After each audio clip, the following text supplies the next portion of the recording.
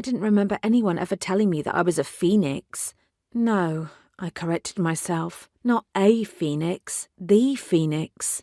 Infernal Enchantment, the book that I'd come across during the course of an investigation, had suggested there was only ever one, and currently, that was me. Did they ever have anything to do with soups? I asked. For the first time, my uncle looked surprised.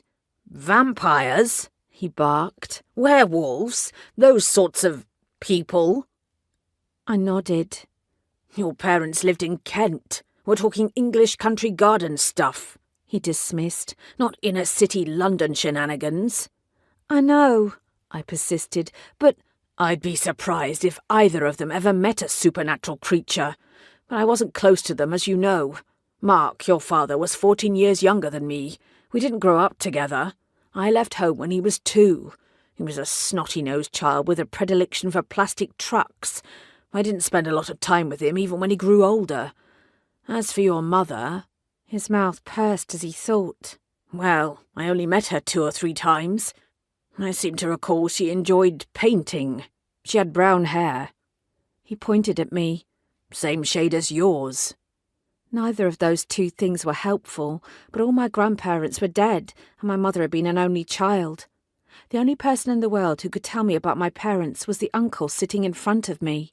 I wasn't going to give up yet. Do you have anything that belonged to them? I asked. Any diaries or notebooks, any old belongings at all? His brow creased. Why are you bringing all this up now? They've been dead for a quarter of a century. What does it matter?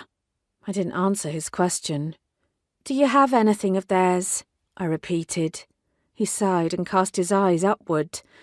There might be a box, he said finally, up in the attic. I sprang to my feet. Great, I'll go look for it. My uncle didn't move. There's a lot of stuff up there. I have no idea where it would be, even if it's still there. I certainly don't want you rooting around in my possessions. He wasn't making this easy for me. I'll be careful. He shook his head. I will look for it and send anything I find on to you. I am a private person, Emma. I don't like having my routine or my home disturbed. I was well aware of that. I considered arguing, but I didn't want to annoy him to the point that he shut me out completely. Okay, I said finally. I appreciate the effort. He knitted his fingers together and gave me a dark look. What is this really about? He's not getting out, is he? I knew who he was referring to.